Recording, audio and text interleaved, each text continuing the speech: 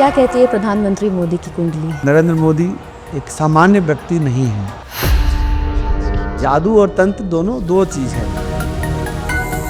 सबसे बड़ा तंत्र है आपका कर्म। मैं इतना जरूर कहूंगा कि सनातन धर्म का यह स्वर्णिम काल नरेंद्र मोदी के काल में है। मैं झारखंड के गढ़वा जिला का छोटे से गांव से बिलोंग करता हूं, जहां पर लकड़ी से खाना बनाया जाता था, उन घरों में आज गैस चूल्हा है। तो क्या ऐसे कुंडली में पहले से लिखा होता है कि ये देश के लिए कुछ बहुत बड़ा करने वाला है? भारत का फ्यूचर कैसे दिख रहा है आपको? आज गांव-गांव तक रोड चला गया है, हर घर तक बिजली पहुंच चुकी है।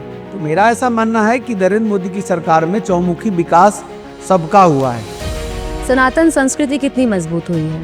जिस व्यक्ति ने काशी विश्वनाथ का कॉरिडोर बनाया, जिस व्यक्ति ने महाकालेश्वर का कॉरिडोर बनाया, कामाख्या का कॉरिडोर बनवाया, अगर आज कांग्रेस की सरकार होती तो मुझे लगता है तिलक लगाने में भी लोग घबराता।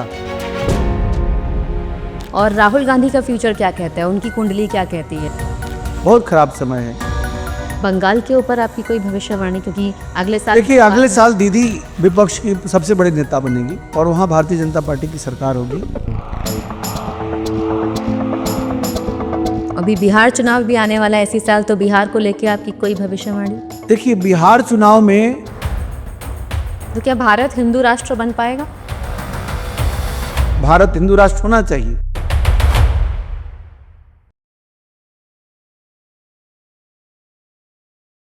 नमस्ते इंडिया, आप देख रहे हैं नो द नेशन पॉडकास्ट गरिमा के साथ। आज के पॉडकास्ट के जो हमारे गेस्ट हैं वो पिछले 25 सालों से ज्योतिष और तंत्र के क्षेत्र में काम कर रहे हैं। उन्होंने माँ बगलामुखी, धूमावती और त्रिपुरा सुंदरी जैसी 10 महाविद्याओं की साधना की है। ये सिर्फ भविष्य नहीं बताते, लोगों को सही समय पर सही फैसला लेने की दिशा भी देते हैं। राजनेता हो, अफसर हो या आम लोग, जब जीवन में रुकावट आती है ना, तो ये लोग आचार्य जी की सलाह लेते हैं। इनका मानना है कि ज्योतिष डराने के लिए नहीं, समझाने के लिए होता है, और तंत्र कोई अंधविश्वास नहीं बल्कि एक आध्यात्मिक शक्ति है। स्वागत करते हैं आचार्य शैलेश तिवारी जी का। बहुत बहुत स्वागत आपका नो द नेशन पॉडकास्ट में आचार्य जी। धन्यवाद बहन। हरे कृष्णा। मैं चाहूंगी कि जैसे कि हर शुभ काम की शुरुआत एक शंखनाद से होती है, तो आप सबसे पहले शुरुआत कीजिएगा अगर शंखनाद से हो पाए तो।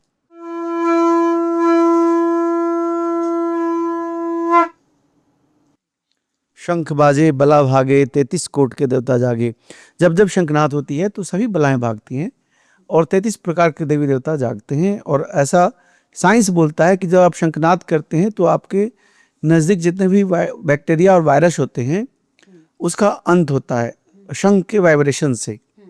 शंख को महालक्ष्मी देवी का भाई कहा गया है क्योंकि शंख की उत्पत्ति समुद्र से होती है। तो क्या कोई भी शंखनाद कर सकता है? शंखनाद कोई भी कर सकता है। मैं आपको बताऊं कि अभी कोरोना काल में डॉक्टर वली, एक मेरे मित्र हैं, उनका कॉल आया मेरे पास रात्रि में 11 बजे, आचार्य जी मुझे शंख चाहिए। मैंने बोला शंख मैं भेजता हूँ, मुझे एक शंख नहीं चाहिए, 200 शंख चाहिए।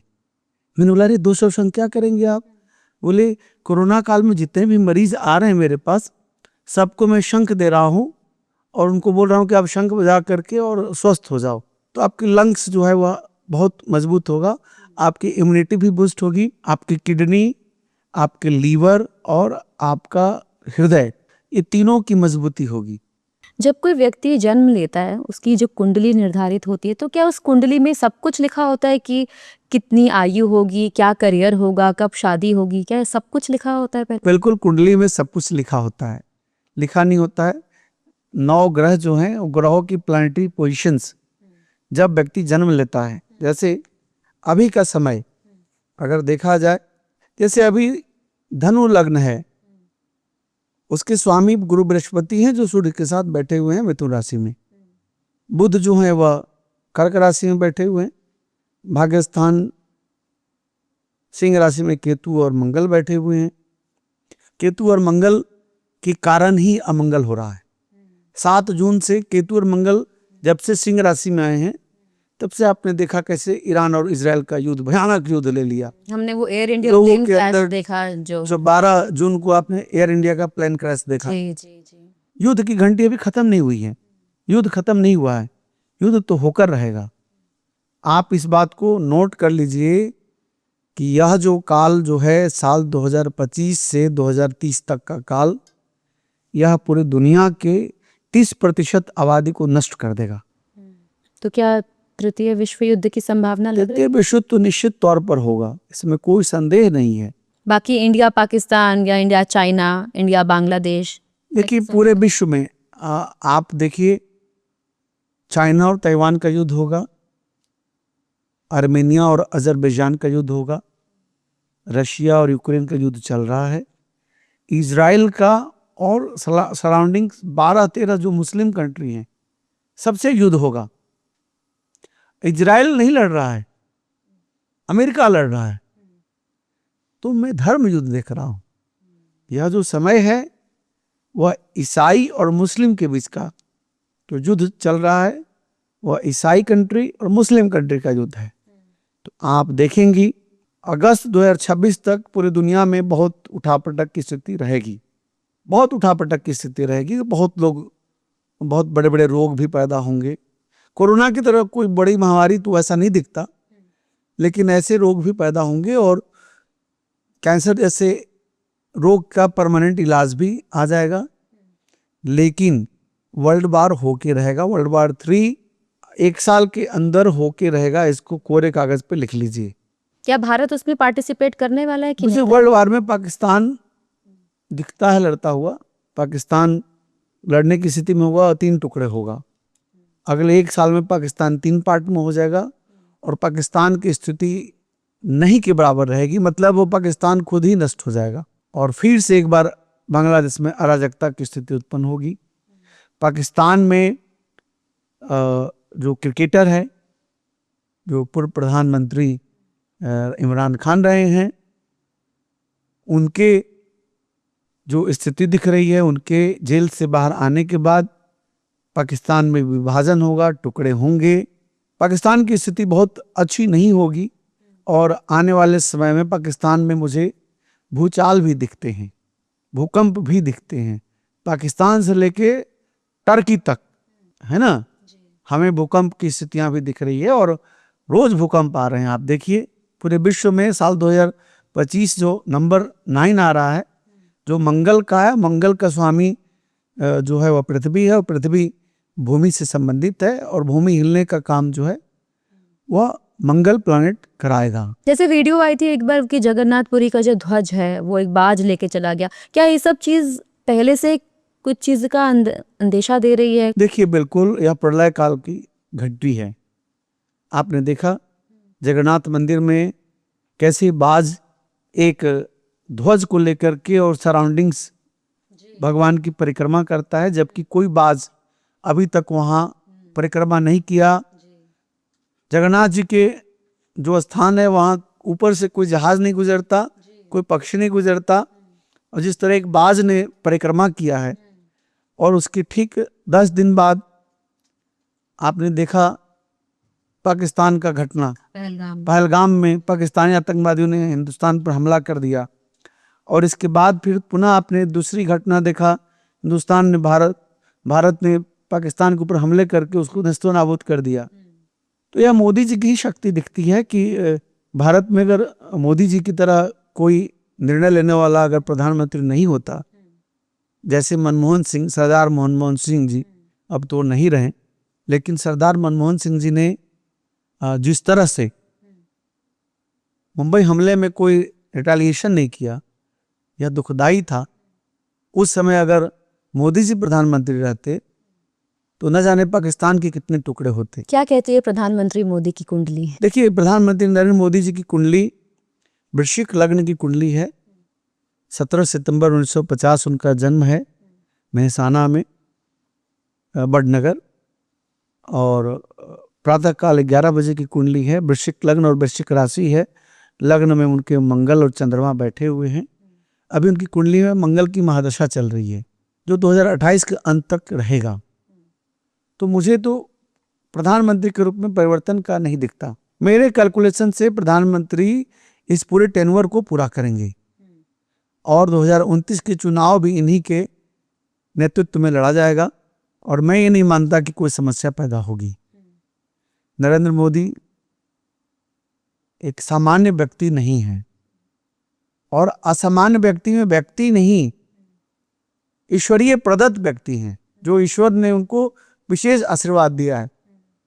जिस व्यक्ति ने काशी विश्वनाथ का कॉरिडोर बनाया, जिस व्यक्ति ने महाकालेश्वर का कॉरिडोर बनाया, जिस व्यक्ति ने कामाख्या का कॉरिडोर बनवाया, जिस व्यक्ति ने विंध्यवासिनी देवी का कॉरिडोर बनवाया, जिस व्यक्ति ने केदारनाथ और बद्रीनाथ का कॉरिडोर बनवाया, जिस व्यक्ति ने भारत के तमाम मंदिरों को पुनरुत्थान किया, और जिस तरह राजा विक्रमादित्य भारत के एक ऐसे सम्राट हुए जिनके काल को स्वर्णिम काल कहा गया। मैं ये नहीं जानता कि कितने लोग भारत में बेरोजगार हैं और रोजगार के लिए परेशान हैं। मैं इतना जरूर कहूँगा कि सनातन धर्म का यह स्वर्णिम काल नरेंद्र मोदी के काल में है। और मैं आज फिर से एक बार कहता हूँ कि जो लोग अपने आप को बेरोजगार कह रहे हैं, वो इतने बेरोजगार हैं कि 1.5 लाख का मोबाइल लेकर के, है ना, 1.5 लाख का मोबाइल लेकर के आप चले जाइए किसी कार शोरूम में, तो 3-3 साल तक कार नहीं मिल रहे हैं, वेटिंग में जा रहे हैं। किसी बाइक के शोरूम में जाइए तो 5-5 साल तक जो है वह बाइक नहीं मिल रहा है। आप देखिए कितने भारत में गांव परिवर्तित हो गए शहरों में। आपने देखा कि प्रधानमंत्री आवास योजना के तहत करोड़ों घर बने, जो करोड़ों लोग बेघर थे उनको घर मिल गया। देखिए आपने इतनी सारी चीजें बताई, लेकिन अभी भी कुछ लोगों का दिमाग सिर्फ मंदिर तक जाता है कि सिर्फ मंदिर निर्माण हो रहा है। आप देखिए, मैं अपना ही बात बोल रहा हूँ कि मैं गांव से बिलोंग करता हूँ। मैं झारखंड के गढ़वा जिला का छोटे से गांव से बिलोंग करता हूँ। और जब मैं बाल्यकाल में गांव गया तो देख रहे हैं कि वहाँ की बेटी बहुएं शर्म से दिन में बेचारे बाथरूम नहीं जा पा रही हैं, और जा रही हैं नदी नाले की तरफ जा रही हैं। कितने लोगों के साथ कितनी घटनाएं घट रही हैं। भारत का एकमात्र ऐसा प्रधानमंत्री जिन्होंने शौचालय को ध्यान में रखा, सिर्फ शौचालय को ध्यान में नहीं रखा, हम उन बहन बेटियों की इज्जत के ध्यान रखा कि जब बेटी बहनें शौचालय के लिए जाती थी तो उनके साथ बुरा बर्ताव होता था, उन्हें शर्म से मुंह छुपाना पड़ता था।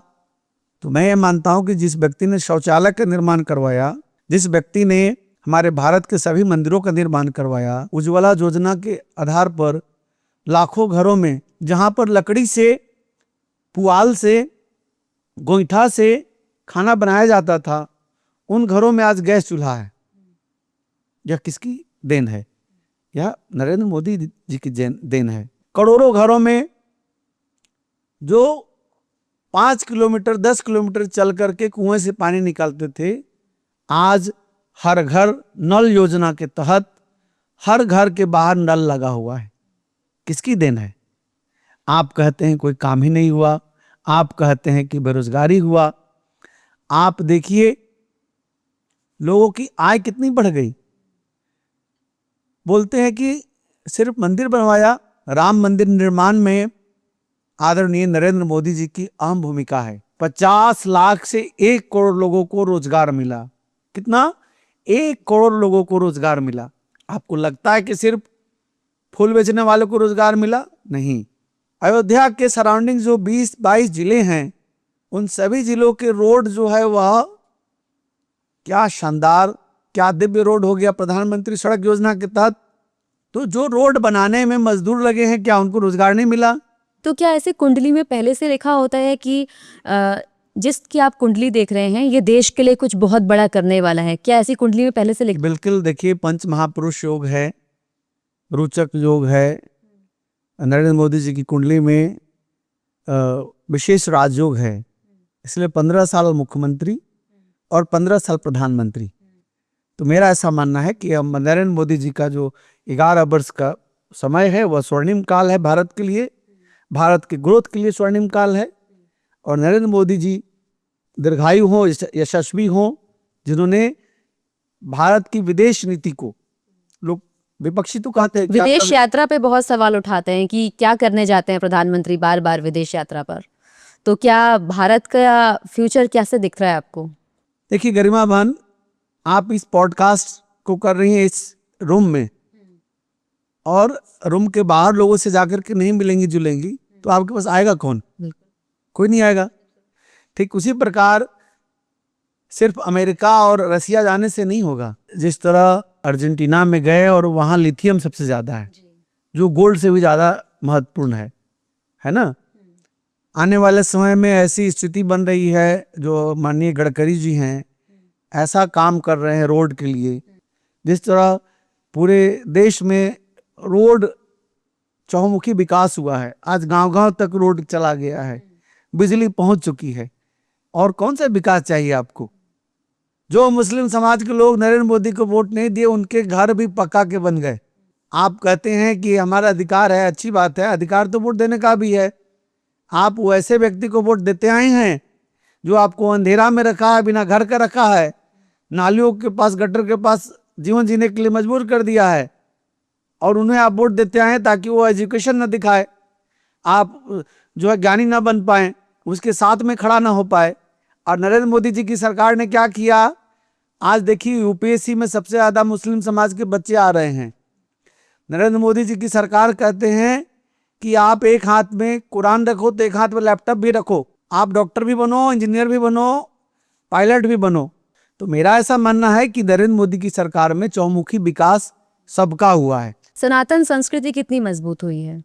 आज सनातन संस्कृति इतनी मजबूत हो गई है कि आज देखिए मैं आपके सामने आपके पॉडकास्ट पर खुल करके बोल रहा हूं। अगर आज कांग्रेस की सरकार होती तो मुझे लगता है तिलक लगाने में भी लोग घबराता। हमने देखा कि अभी इस बार महाकुंभ में भी बहुत सारे लोग, मतलब विदेशों से भी लोग महाकुंभ आप देखिए गरिमा बहन कि लोग सिर्फ प्रधानमंत्री मनमोहन सिंह 10 साल प्रधानमंत्री रहे, 10 बार चादर चढ़ाने गए अजमेर शरीफ, एक बार भी काशी नहीं गए, एक बार भी अयोध्या नहीं गए, एक बार भी पुरी नहीं गए, एक बार भी केदारनाथ और बद्रीनाथ नहीं गए। नरेंद्र मोदी जी की सरकार है, साधु संतों का सरकार है, सनातनियों की सरकार है। आज भारत के सारे साधु संत दिल खोल करके साधना कर रहे हैं, अनुष्ठान कर रहे हैं, कुंभ में स्नान कर रहे हैं। तो इससे पहले इतना शर्म क्यों महसूस की जाती थी किसी भी प्रधानमंत्री द्वारा कि मंदिर जाया जाए? देखिए सेकुलर चोला जो है ना, सेकुलर शब्द निकाल देना चाहिए इस देश से। जो सेकुलर शब्द है ना, जिसे हम सेकुलर को क्या कहते हैं हिंदी में, क्या है सेकुलर का मतलब आपको पता है? धर्मनिरपेक्ष। जिससे धर्म की कोई अपेक्षा नहीं हो वह धर्मनिरपेक्ष है। जबकि नरेंद्र मोदी जी के द्वारा धर्म की अपेक्षा है। धर्म क्या है? सत्य न रक्षते धर्म विद्या योगे न रक्षते। धर्म सत्य है, सत्य ही धर्म है। आज सत्य है कि धर्म की रक्षा हो रही है। आप देख रही हैं कि किस तरह सनातन की डुगडुगी पूरी दुनिया में बज रही है। तो नरेंद्र मोदी जी की सरकार में सनातनी संतों का बहुत महानता बढ़ी है, और सनातनियों का इतना महत्व बढ़ा है कि मैं खुद 2008 में दुबई गया था और वहाँ बहुत परेशानियों का सामना करना पड़ा क्योंकि मैं गिरवाधारी था। आज दुबई में भी नरेंद्र मोदी जी मंदिर बनवा दिए हैं। यही सनातन की ताकत है, यही साधु महात्माओं के अंदर खुशी और सुख की बात है। आज नरेंद्र मोदी जी यूएई में अक्षरधाम मंदिर बनवा दिया। यही तो ताकत है, यही तो सनातन की शक्ति है। तो सनातन का उत्थान हुआ। तो क्या प्रधानमंत्री मोदी की कुंडली में ये सब चीजें लिखी हुई थी पहले से कि वो क्या क्या करने वाले हैं? जिसके भी कुंडली में बृहस्पति मजबूत होता है वह धर्म के लिए, सनातन के लिए, संस्कृति के लिए, संस्कार के लिए काम करता है। नरेंद्र मोदी जी स्वभाव से इतने सौम्य मृदु हैं, उसके पीछे है कि देवी के उपासक हैं। 9 दिन तक नवरात्रि में जल पान करके, सिर्फ जल पी करके रहते हैं, लौंग और जल लेकर के। तो ऐसे साधक को तो नमन है। ऐसे साधक, देखिए मैं एक आचार्य हूँ और ब्राह्मण हूँ, मैं ये मानता हूँ कि नरेंद्र मोदी जी एक ऐसे साधक हैं जो सभी संतों से अलग, एक खुद विश्व गुरु के रूप में हैं, एक जगत गुरु के रूप में हैं। मैं उनकी कोई बड़ाई नहीं कर रहा हूं, जो सत्य है वही है। यह सत्य है कि जो नरेंद्र मोदी जी की सरकार में हिंदुओं की, सनातनियों की शक्ति मिली है, जो मंदिरों की शक्ति बढ़ी है, जो मंदिरों का पर्यटन बढ़ा है, जितना सनातन हिंदुओं की शक्ति बढ़ी है, निश्चित तौर पर नरेंद्र मोदी तारीफ के काबिल हैं। और हम चाहते हैं कि भारत को आने वाले 1000 वर्षों तक ऐसा ही प्रधानमंत्री मिले। और अरविंद केजरीवाल की कुंडली क्या कहती है? देखिए, अरविंद केजरीवाल जी 26 अगस्त 2026 तक, जैसा कि मैंने पहले भी बहुत सारे टीवी चैनलों में, न्यूज़ चैनलों में, पॉडकास्ट में बोला है कि उनका समय अच्छा नहीं है। 2026 के 26 अगस्त तक बहुत खराब समय है। उस समय तक तो कुछ भी नहीं दिखता। बंगाल के ऊपर आपकी कोई भविष्यवाणी? क्योंकि अगले साल, देखिए, अगले साल दीदी विपक्ष की सबसे बड़ी नेता बनेगी और वहाँ भारतीय जनता पार्टी की सरकार होगी, ऐसा हमारी भविष्यवाणी है। मैंने पहले से दीदी की कुंडली, दीदी की face reading, Bharatiya Janata party कुंडली, इस पर गहन अध्ययन करके बहुत सारे पॉडकास्ट मैंने बोला है। दीदी 2026 में दीदी के हाथ से सत्ता जाएगी और दीदी अपनी सत्ता का समर्पण बीजेपी के हाथों करेंगी। तो आपको नहीं लगता कि क्या अगर किसी को अपनी सत्ता बनाए रखनी है, क्या इसके लिए भी कोई तंत्र होता है? बिल्कुल तंत्र होता है। मेरा तो ऐसा मानना है कि सबसे बड़ा तंत्र है आपका कर्म। जब आप अच्छे कर्म करते हैं, जब आप जनता के लिए कर्म करते हैं, तो बनाना तो जनता को ही है। अभी बिहार चुनाव भी आने वाला है इसी साल, तो बिहार को लेके आपकी कोई भविष्यवाणी? देखिए, बिहार चुनाव में मुझे जो लगता है सबसे बड़ी पार्टी के रूप में भारतीय जनता पार्टी होगी। जी आचार्य जी, मैं देख रही हूँ कि आपने रुद्राक्ष की माला पहनी है, तो कई लोगों का मिथ है रुद्राक्ष को लेके, या नासमझी बोलूं, कि कौन लोग रुद्राक्ष पहन सकते हैं, क्या नियम होते हैं रुद्राक्ष धारण करने के? मिथ नहीं कह सकते, कह सकते हैं नासमझी है। भगवान शिव का सबसे प्रिय वस्तु अगर कोई है तो वह रुद्राक्ष है। जी। भगवान शिव रुद्र के आंसू से, भगवान शिव के आंसू से बना हुआ रुद्राक्ष एक पौधा बनता है और उस पौधा का जो फल निकलता है वह फल का बीज है यह रुद्राक्ष। और रुद्राक्ष की अपनी विशेष महत्ता है। यह रोग हरण के लिए, यानी रोग एक से बढ़कर एक कोई रोग हो उसको नाश के लिए, धन प्राप्ति के लिए, ऐश्वर्य प्राप्ति के लिए, व्यक्ति को राज शक्ति प्राप्ति के लिए। जैसे रुद्राक्ष, एक मुखी रुद्राक्ष जो धारण करेगा वह राजा बनेगा, राजा के समान शक्ति को प्राप्त करेगा, 100 वर्ष की पूर्ण आयु को प्राप्त करेगा। एक मुखी रुद्राक्ष होता ही नहीं है, रेयर मिलता है, और जिसके पास है वह राजा के समान सुख को प्राप्त करता है। एक मुखी रुद्राक्ष की अपनी विशेष महत्ता है। ठीक उसी प्रकार एक मुखी रुद्राक्ष स्वयं भगवान शिव का स्वरूप माना गया है, और सबसे अंतिम मुखी है 21 मुखी, जिसे भगवान कुबेर का स्वरूप माना जाता है। और बाकी 2, 3, 4, 5 ऐसे 21 मुखी तक रुद्राक्ष है। रुद्राक्ष में जितनी धारियां होगी वो उतना मुखी रुद्राक्ष होगा। और रुद्राक्ष को पहचान का सबसे अच्छा यह नियम है कि तांबे का एक पात्र और दूसरा पात्र दोनों में अगर रुद्राक्ष के अक्ष को रखा जाए और टच किया जाए तो अपने आप में गोल में घूमता है। रुद्राभिषेक कितना जरूरी है, और हर कोई रुद्राभिषेक नहीं कर पाता, आर्थिक रूप से चाहे सक्षम ना हो, तो उसको क्या करना चाहिए? देखिए, रुद्र का अभिषेक का मतलब सिर्फ केवल और केवल अनुष्ठान और बहुत बड़ा साधना से नहीं है। रुद्र का अभिषेक मतलब भगवान शिव का अभिषेक। अगर इसको बृहद रूप में, अनुष्ठान के रूप में देखें, एक साधना के रूप में देखें, तो रुद्राभिषेक एक महान साधना है जिसमें पंचोपचार और षोडशोपचार विधि से दूध, दही, घी, शक्कर, शहद, इन सब को जुटा करके रुद्री पाठ के द्वारा, किसी सुयोग ब्राह्मण के द्वारा रुद्राभिषेक किया जाता है, जिसमें भगवान शिव जी के शिवलिंग के ऊपर श्रृंगी से दूध और जल चढ़ाया जाता है। और कौन से मंत्र का उच्चारण करना चाहिए? भगवान शिव का सबसे आसान मंत्र है ओम नमः शिवाय, जिसे पंचाक्षरी मंत्र बोलते हैं। नमः शिवाय, नमः शिवाय पंचाक्षरी मंत्र है, ओम प्रणव मंत्र है। इन दोनों को जोड़ करके ओम नमः शिवाय का जप करते हैं। और महामृत्युंजय मंत्र, जो मृत्यु पर विजय प्राप्त करने वाला महामंत्र है, जो असाध्य रोगियों को रोग से मुक्ति दिलाने वाला महामंत्र है, वह महामृत्युंजय मंत्र है। ओम ह्रौं ओं जुंसा भूर्भुवः स्वः त्र्यंबकम यजामहे सुगंधिम पुष्टिवर्धनम उर्वारुकमिव बंधनान् मृत्योर्मोक्षमामृतात्। भूर्भुवः स्वरो जुंसा ह्रौं ओं। मैंने ये कंप्लीट महामंत्र को बोला।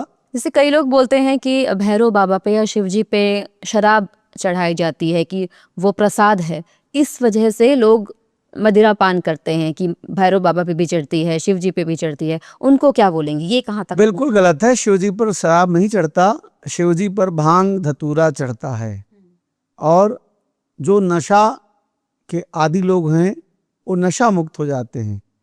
भैरव जी पर शराब चढ़ता है तो वही लोग शराब चढ़ाते हैं या चढ़वाया जाता है उन्हीं के द्वारा जिनके घर में लोग शराब के आदी हो गए हैं, उनका शराब नहीं छूट रहा है, तो जाके भैरव बाबा पर चढ़ा देते हैं ताकि हे भैरव बाबा यह व्यक्ति शराब ना पिए, शराब को छुड़वाने के लिए। तंत्र क्या है? तंत्र को लेके बहुत लोग में भय का माहौल रहता है कि चाहे काला जादू है कि तंत्र कुछ नेगेटिव एनर्जी है, तो तंत्र क्या होता है? तंत्र मंत्र तो अथाह समुद्र है। कुछ लोग कहते हैं कि हम पर काली माँ आती हैं, कुछ कहते हैं कि हम पर देवी माँ आती हैं। अरे मूर्ख, जब भगवान शिव जी के ऊपर काली माँ आई तो शिव जी को छाती पर पैर रख दी, ब्रह्मांड को नष्ट कर देंगी। अगर आपके शरीर में आ गई काली माँ तो आप नष्ट हो जाओगे, उड़ जाओगे हवा की तरह, आपका शरीर ब्लास्ट कर जाएगा। आपके अंदर इतनी ऊर्जा ही नहीं है कि आप तंत्र को झेल सको, आपके अंदर वो ऊर्जा ही नहीं है कि आप काली माता की शक्ति को झेल सको। और तंत्र हनुमान तंत्र है, रामाख्या तंत्र है, रामाला तंत्र है, शिव तंत्र है, ऐसे तंत्र के काली तंत्र है, बगला तंत्र है, धूमावती तंत्र है, 10 महाविद्या तंत्र है, तारा तंत्र है, बगला तंत्र है, श्री विद्या त्रिपुर सुंदरी तंत्र है। तंत्र क्या है? मनुष्य के शरीर की तंत्रिका तंत्र को जागृत करने की अवस्था है जिससे व्यक्ति पारलौकिक चीजों को साध लेता है, पारा साइंस में एंट्री कर जाता है। यह साधना से अस्थायी रूप से जो ऋग्वेद के वैदिक मंत्राज हैं और जो हमारे दुर्गा सप्तशती और 10 महाविद्या के मंत्र हैं उनकी निरंतर जप करने से आपकी जो शरीर के अंदर चक्राज है वह चक्राज खुलते हैं और उससे आपके अंदर एक शक्ति आती है। तंत्रिका तंत्र को जागृत करने वाला पहला साधक भगवान शिव और साधिका माँ पार्वती है। तंत्र के गुरु भगवान शिव और माँ पार्वती हैं। और वह कैसे खराब हो सकता है? बिल्कुल नहीं हो सकता। जो साक्षात स्वयं मृत्यु के देवता के द्वारा बनाया हुआ चीज है वह तो गलत हो ही नहीं सकता। तंत्र वो अथाह शक्ति है जिससे मनुष्य अस्थायी और पॉजिटिव ऊर्जाएं को अपने अंदर समाहित कर सकता है। पर तंत्र को लेके जो एक ये भय एक रहता है दिमाग में कि अगर किसी के ऊपर तंत्र में बिल्कुल भय नहीं करना चाहिए। इसमें मारन मोहन सम्मोहन उच्चाटन वशीकरण सब होता है, लेकिन लोगों ने इसको गलत तरीके से बंगाली तंत्र, काला जादू, जादू और तंत्र दोनों दो चीज है। जादू हाथ की सफाई है, जादू तंत्र नहीं है। जादू हाथ की सफाई है, तंत्र तो साक्षात देवी की उपासना तंत्र है, शिव और शक्ति की उपासना तंत्र है। काला जादू क्या है? कहते हैं कि काला जादू में किसी की गुड़िया बना, ब्लैक मैजिक जो है साउथ अफ्रीका की है विद्या है। बुड्डू जादू जिसको बोलते हैं, ये सब साउथ अफ्रीका की विद्या है। ऐसा है कि किसी के भाग्य में लिखा हुआ है कि कोई व्यक्ति को गोली लगेगी और एक पैर उसका उड़ जाएगा गोली से। अगर भगवान का दिव्य भक्त है, अनंत भक्त है, गोली नहीं लगेगी, उसको कांटा चुभेगा या सुई चुभेगा, कष्ट थोड़ा सा होगा। लेकिन भगवान के जो सच्चा भक्त है, जो साधक है, उसके ऊपर कोई तंत्र काम नहीं करेगा। तो जिनको तंत्र साधना आती है, क्या उनसे इस तरह के काम भी करवाए जाते हैं जिससे किसी को हानि हो? देखिए, समाज में 90% लोग दूसरे के सुख से दुखी हैं और दूसरे के सुख को खत्म करने के लिए, हानि करने के लिए हैं लोग।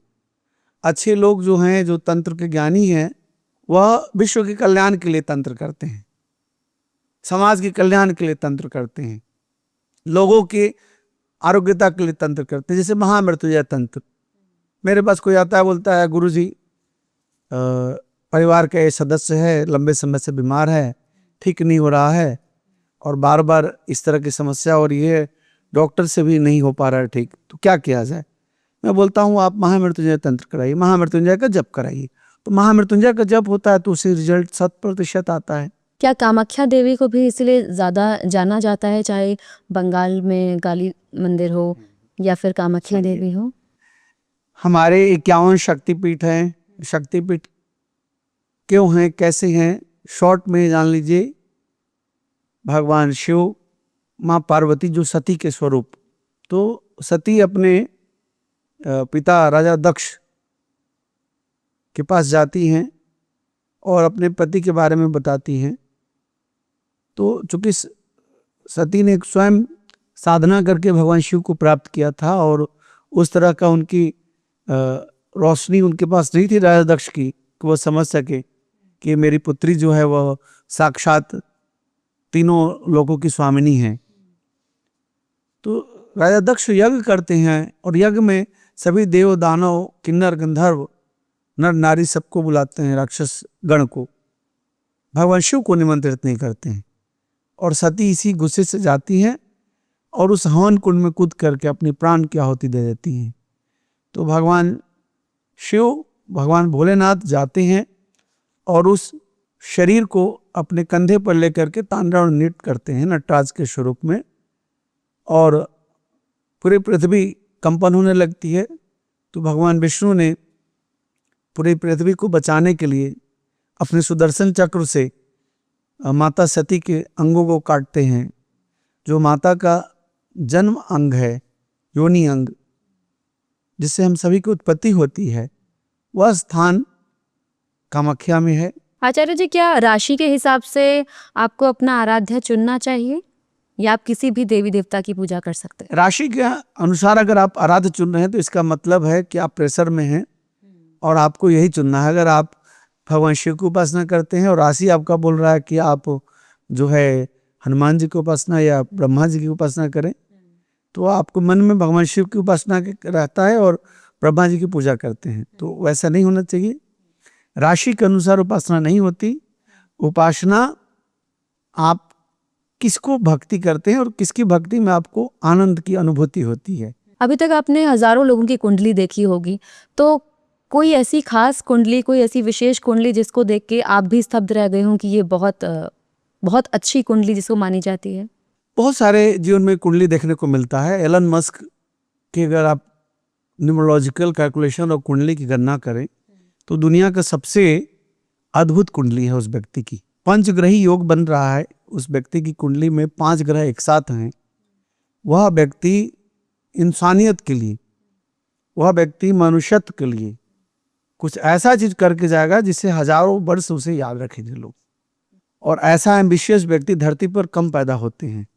मैं ये मानता हूं कि एलन मस्क कोई मनुष्य नहीं है, वह एलियन लगता है व्यक्ति, वह भगवान के भेजा हुआ दूत लगता है। जो व्यक्ति 2 घंटे में न्यूयॉर्क से दिल्ली तक लाने की जहाज बना रहा है, जो व्यक्ति मंगल तक जाने के लिए जहाज और रॉकेट तैयार कर रहा है, जो व्यक्ति मंगल में मंगल ग्रह के ऊपर घर बनाने का सोचता है, वह व्यक्ति समान नहीं हो सकता, असमान व्यक्ति है।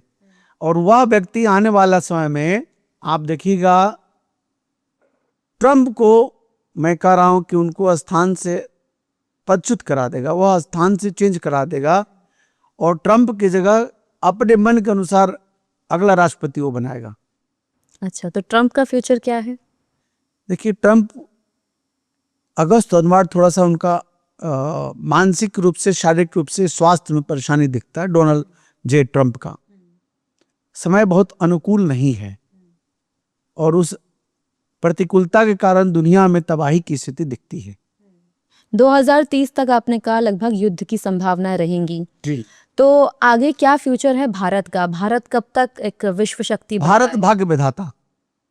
2030 के बाद भारत विश्व की सबसे बड़ी शक्ति के रूप में उभरेगा। आचार्य जी, जैसे आजकल की भागदौड़ भरी जिंदगी है, मतलब 9 to 5 जॉब है, सुबह सुबह लोग कहीं ना कहीं भाग रहे होते हैं, फिर ऑफिस से आके घर का कामकाज, तो कहीं ना कहीं रोज समय नहीं मिलता है मंदिर जाने का।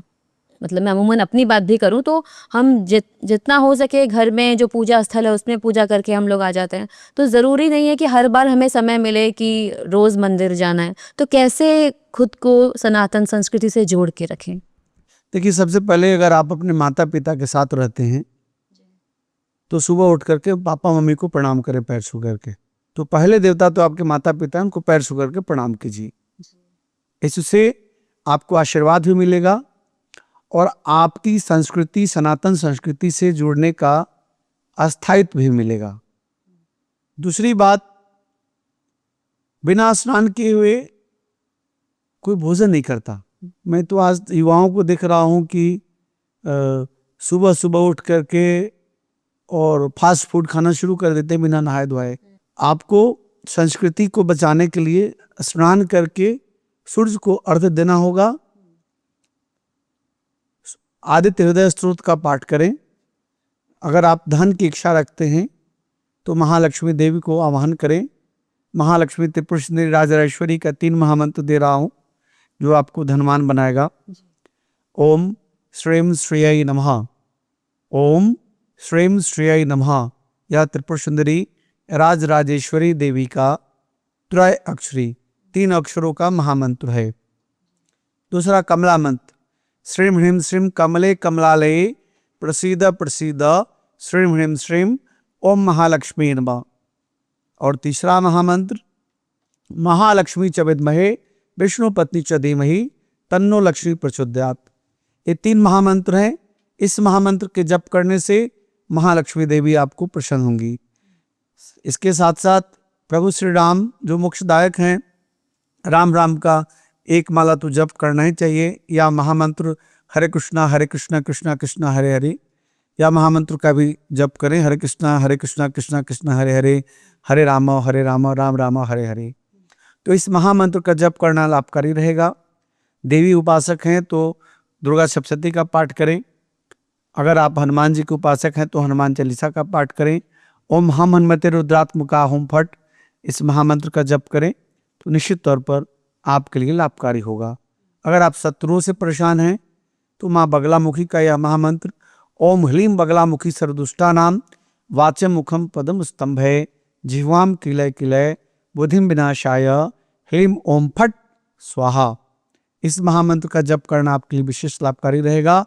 इस महामंत्र के जप करने से आपके शत्रुओं का अंत होगा। आपके जीवन में कोई भी शत्रु नहीं बनेगा। तो आप तो कितने सारे सेलिब्रिटीज से भी मिले हो, काफी लोगों से आपका मिलना जुलना रहता है, तो क्या उनको भी नजर लगती होगी? क्या वो भी इस चीज में बिलीव करते हैं? सबसे ज्यादा वही लोग विश्वास करते हैं। मुझे मिलना क्या, सैकड़ों अभिनेता अभिनेत्री, actor actresses, singer, producer, director, film city के सैकड़ों लोग मुझसे जुड़े हुए हैं जी। मेरे पास आते हैं और मुझे भी बुलाते हैं। सबसे ज़्यादा परेशान वही लोग होते हैं क्योंकि सबसे ज़्यादा उनके काम में कंपटीशन है और सबसे ज़्यादा उन्हीं के ऊपर लोग काला जादू का प्रयोग करते हैं। सबसे ज़्यादा उन्हीं के ऊपर नज़र भी लगता है। कोई व्यक्ति मुहूर्त करता है तो बिना पूछे बिना मुहूर्त का नहीं करता, पूजा पाठ करके ही करता है। तो सेलिब्रिटियों को भी नज़र लगते हैं और नज़र उतारा भी वो लोग करते हैं। आपको क्या लगता है, क्या ऐसी चीज़ है जिसे हम खुद से पता कर सकें कि हम पे नज़र लगी है कि नहीं लगी? काम में बरकत ना हो, डाउनफॉल होने लगे, कोई काम 99% हो करके 1% के लिए रह जाए, दुखी हो जाए मन, तो आप समझ लीजिए कि आपके ऊपर नज़र लगा है। और वो नज़र को रोकने के लिए एक ही उपाय है, नज़र उतारा। धन की देवी को प्रसन्न करने के लिए या फिर अपने करियर में ग्रोथ के लिए कौन सी ऐसी चीजें हैं जो हमें करनी चाहिए या क्या नहीं करना चाहिए कार्य क्षेत्र में? श्री सूक्तम का डेली पाठ करें, कनक धारा और लक्ष्मी सूक्त का पाठ करें प्रतिदिन। ललिता सहस्त्रनाम का भी पाठ लाभकारी रहेगा और नशा पान से मुक्त रहे। तो युवा जब नशा मुक्त होगा, नशा से दूरी बनाएगा तो वो सफल होगा। तो यही नहीं करना चाहिए, नशा नहीं करना चाहिए। नशा आपके अंदर होनी चाहिए ईश्वर की भक्ति, नशा आपको होनी चाहिए अपने माँ बाप की सेवा। विवाहिक हैं तो पत्नी और बच्चों की सेवा, पत्नी और बच्चों को खुश रखना, बच्चों को अच्छी जगह पढ़ाई कराना, बच्चों को अच्छे संस्कार दिलाना, पत्नी की मनचाहा उसको शॉपिंग कराना और उसके अनुकूल धन कमाना, इसकी नशा होनी चाहिए। अपने खुद के स्वास्थ्य का ध्यान रखना, इसकी नशा होनी चाहिए। देवी और देवताओं की स्तुति करना, इसकी नशा होनी चाहिए। अलग अलग शहरों में घूमने की नशा होनी चाहिए। अलग अलग अच्छे लोगों से मिलने की नशा होनी चाहिए। हमारी जो कुंडली में नाम लिखा होता है, सपोज अगर मेरा नाम गरिमा से लोग मुझे जानते हैं, पर अगर मेरी कुंडली में कोई दूसरे अक्षर का नाम है तो कैसे कुंडली निर्धारित होती है? उस नाम से जो कि कुंडली में आया है, जो राशि में आया है, या फिर जिस नाम से मैं प्रचलित हूँ उस नाम से? देखिए, ज्योतिष के हिसाब से जो नाम आपका प्रसिद्ध है उसी नाम से आपका नंबरोलॉजिकल कैलकुलेशन होता है अच्छा। और ग्रहों का प्रभाव उसी से बनता है। नाम का इतना असर पड़ता है कि आपका प्रसिद्धि, यश, ख्याति नाम से ही मिलता है। तो हर फील्ड में सबसे सुपर बड़ा बनने के लिए नाम का बहुत महत्व है। तो क्या नंबर से भी फर्क पड़ता है? नंबर और अल्फाबेट और उसका मैचिंग और उसका कैलकुलेशंस, उसका सजावट, उससे महत्व रखता है। आप अलग अलग तरीके की पूजा भी कराते हैं, चाहे अगर किसी का कोई कोर्ट केस चल रहा है उसके लिए, या संतान प्राप्ति के लिए, या वैवाहिक जीवन के लिए। इंस्टेंट रिजल्ट क्या सच में मिलता है ये सब चीज़ों से? किसी भी व्यक्ति को आजमाना है तो केस मुकदमा में फंसा हुआ हो, मेरे पास आ जाए, 1 महीने में उसको राहत देंगे। हमारे पास वो विद्या है। कोई व्यक्ति आजमाना चाहता है, रात को मेरे साथ हवन करे और अभिषेक करे, सुबह उसको धन की प्राप्ति होगी। तो क्या भारत हिंदू राष्ट्र बन पाएगा? मैं कामना करता हूं भारत हिंदू राष्ट्र होना चाहिए, तभी भारत के सनातनी बच पाएंगे। और एक चीज और कहना चाहता हूं, नो द नेशन के माध्यम से, आपके पॉडकास्ट के माध्यम से, 25 से 30 वर्ष के बीच में आप विवाह कर लें, कैरियर बनता रहेगा, नौकरी चलती रहेगी। आज के युवा वर्ग 35 और 40 और 45 में शादी कर रहे हैं, बच्चे नहीं हो रहे हैं, सरोगेसी और IVF की तरफ जा रहे हैं। मैं सनातन को बचाना है, हिंदुत्व को बचाना है, भारत भूमि को बचाना है, तो 25 वर्ष आइडियल है शादी का। 25 से 30 के बीच में शादी कर लें ताकि आप आने वाला 3 जनरेशन को देख सकें। दूसरा, जो बहनें लौ जिहाद के चक्कर में पड़ती हैं, उससे बचने की जरूरत है। बहुत बहुत धन्यवाद हमसे बात करने के लिए आचार्य जी। आपको ये वीडियो कैसे लगे कमेंट करके ज़रूर बताइएगा, और सबसे इम्पोर्टेंट क्वेश्चन या सबसे अच्छा सवाल या सबसे अच्छा जवाब आपको कौन सा लगा, कमेंट करके ज़रूर बताइएगा। देखते रहिए नो द नेशन गरिमा के साथ।